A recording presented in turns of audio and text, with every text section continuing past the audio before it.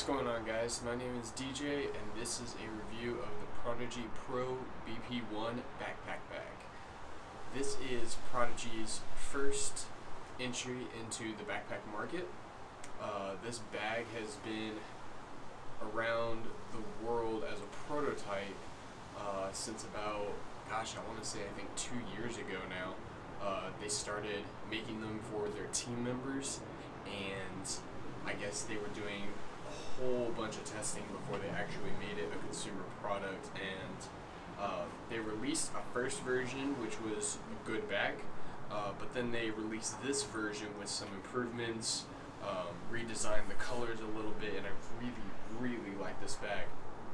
Most of y'all, or some of y'all, know that I was using a Voodoo Spinal Tap, which is an awesome bag. I still definitely recommend it. However, the reason why I switch bags is because I always seem to find a different bag that suits my needs and caters to individual little things, little details that matter to me. Basically, I just get really picky, and if there's a feature that I think is worth it to get that bag, then I'm going to get it. First thing off the bat that you'll notice about this bag is the way that the main compartment is designed. Now, most backpack bags have either like a front loading compartment or maybe vertical storage compartment. This backpack is, if you can picture it, this is basically a traditional top loader bag in a backpack format. And the reason why I say that is because, like I said, with front loaders, you typically have you have the disc going in and down in the bag. With the Prodigy bag, it just goes straight down. The reason why I like this is because I always tend to put my discs out of order when I'm doing a round, because honestly I just don't care, and I'll fix it later. But the fact that this is a top loader instead of a front loader or vertical storage, I can actually put my discs back exactly where they go during the round without wasting too much time. Now, that might seem like a really small detail, but for me that is absolutely huge. Now, some of the outstanding features besides that, you've got not only a bottom putter pocket, but you've got a top putter pocket as well. And this putter pocket can hold not just putters, but drivers too. I typically hold 3 putters in here, zipped up, and yes, it can zip up with the putters inside, one of my favorite parts. And then you've got enough room for 2 or 3 putters down here at the bottom putter pocket, depending on how thick or thin the discs are. So 2 spaces for putters, excellent, because I have my main putters at the top, and then I've got my utility putter at the bottom, which is my Z Flex zone. Now, in the main compartment, this main compartment can probably hold at least 25 to 26 drivers, possibly more. Mixed, I have about 22 to 23 discs. So the way that I have everything organized is I've got my 3 putters up here at the top.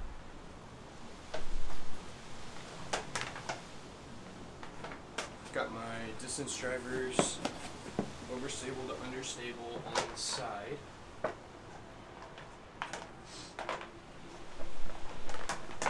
Which are my trespasses and surges and enforcers. Then I've got my trackers and my predators. And I throw a mixed bag, so I'm not loyal to any one brand. I find when I do that, I don't find the consistency that I want to find. Plus, it's not like I'm sponsored, so whatever. And then I've got 3 truths for my mids, and a justice, and a PA1 driving putter, 300. And then my top ones are glow PA1s. And then I've got a Z Flex zone that I forgot to grab. So in here I've got 1, 2, 3, 4, 5, 6, 7, 8, 9, 10, 11, 12, 13, 14, 15, 16, 17, 18, 19. I usually keep a zone here 20, I'm missing a surge here 21, and I'm missing a trespass. So I usually have 22 discs in the bag. and I need to fill it out a little bit more. And there's still so much room in here. It's just insane how a bag that appears to be this small can hold this many discs. And the side pockets are absolutely huge as well. They're big, but they're rigid. And these side pockets can hold 3 to 4 more discs. Yeah, 3 to 4 more discs as well. So in total, the BP-1 can probably hold about 40 to 45 discs. So that's more than anybody ever really needs. So main compartment, putter pockets, great. Another outstanding feature of the bag: waterproof zippers. This is a feature that I've never seen on any other bag that I've personally tried, and I mean, someone can correct me if I'm wrong, but I don't believe any other manufacturer has used waterproof zippers. Now, they've used YKK waterproof zippers, but the actual like lining of the zipper is completely waterproof. And you can see this video that I'm showing here, this clip that I'm showing, shows you how that is done. And it's basically a layer of vinyl over the zipper, so if it does rain and you don't have a rain fly or an umbrella, you don't have to worry about water seeping in to the bag. So if your phone's in there or your wallet, you don't have to worry about stuff getting wet. You've got these waterproof zippers pretty much all over the place on both of the main compartments, or not the main compartments, the side pockets, the top putter pocket, the top zipper pocket, the main compartment. I mean, it's just, they're everywhere, which is fantastic. Only places they aren't are in the inside zipper pockets, there, and there, and the inside zipper pockets of the main compartment, because mainly, well, you don't need it in there. So, the side pockets, they can hold a hoodie really easily. These things are really, really wide. They're rigid though, and so you can see as I'm pulling this entirely back, they kind of stretch apart, and a hoodie can be easily put in there.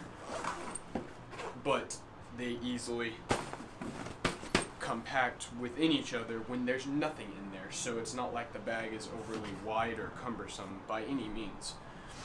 And on the inside, you've got a elastic, which I typically put my wallet or my phone in there before I play around. And then you've got a side zipper pocket that also goes the length of the pocket. So you've got pockets within pockets within pockets, and that's, I mean, if you need more pockets than that, then you're carrying way too much stuff. I mean, there's nothing really more to say about that. But then you've got the other side pocket, has the exact same thing. I had a t-shirt in there, elastic, zipper pocket, exact same thing. Water bottle holders. Now, a problem with the first generation BP-1 was the water bottle holders, that they didn't hold 32-ounce Nalgene's, or actually there are kind of mixed reviews saying yes they do, yes they do, or no they don't. These ones do. What's really awesome about these water bottle pockets is their elastic on the sides. Now, I hope this won't be a problem in the future, that the elastic will eventually wear out, but so I kind of wish that they did like a pull string, but hopefully that will not happen. And then on the bottom, you've got grommet drains, just to get rid of the excess moisture. But these water bottle pockets can definitely hold 32-ounce Nalgene's, 32-ounce Gatorades. But what's really nice is that they hold them securely because of the elastic, and those are not going to fall out, even if the bag falls over. So you've got 2 of those water bottle pockets. You've got 2 elastic pockets here. One of them I use to keep my sunglasses in when the sun sets. So that is secure. That's not going anywhere. So you got one on that side, one on this side.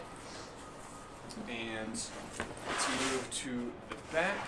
So the back is very well padded, not as padded as the Spinal Tap, but being a smaller bag, it doesn't need to be that well padded. The straps I wish would be a little bit thicker, 2-inch wide straps. I was kind of spoiled by the Spinal Tap on that. Made it super comfortable, but these are still really comfortable, really well padded mesh straps. On the top, you've got adjusters not only on the top but the bottom as well. That's something you don't see as common on other backpacks, as well as adjusters on the top and the bottom. So these have a little bit more room to adjust for bigger or for smaller guys. Of course, I'm a smaller guy, so I don't have them as loose as most other people would. Again, straps are going to hold up very well. Stitching is very well done, and the back is also improved on the padding from the original BP-1. I know some people kind of complained about that, about the way that the padding was organized and the thickness of the padding, and that padding is greatly improved from what I saw. So that is the back. It is, like I said, it feels great. So let me take out the discs before I move to the bottom of the bag. Now, when it comes to the bottom of bags, the best thing that you can do for a disc golf bag is keep it off the ground, either with feet, with rails, or you just make the bottom basically bomb-proof. Spinal Tap uses 1680D ballistic nylon. Nothing is going to rip through that unless you intentionally try to rip through it. Mud's not going to affect it, dirt, rocks, it's not going to affect it. Grip bags use rails, but I've never been a fan of grip bags. So I've never had a bag with rails on the bottom until now. So the Prodigy BP-1 also uses these very nice, very durable rails, and you've got 2 rails held in by 3 different screws on each rail, and these things are hard as a rock. They're not going anywhere from the bag. Alright, so we went through all of the major features of the bag, what makes it stand out from other bags, the bag itself, just a review. This is definitely one of my favorite bags. The last thing I'm going to cover is the Rainfly. So the Rainfly is another unique feature of the Prodigy bag. The reason why that is because of the design of the Rainfly and what the Rainfly actually covers, what it allows you to get access to. My favorite Rainfly of all time was on my Ergo 2.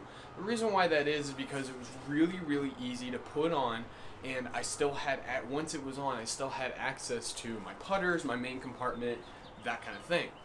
This is the same way. The problem with this Rainfly though is because of how tight it is around the bag. Now that's a good thing for it to keep out water and stuff like that. There's also little buckles to hold it down. I'm playing a video clip right now, but you can see how I was kind of struggling with getting this Rainfly on. If that's not a big deal to you, it's not a huge deal to me. I just wish that it was just a little bit easier to put it on, but it really is a fantastic Rainfly, and it's definitely one of the best out there, and probably better than the Ergo 2 Rainfly as well.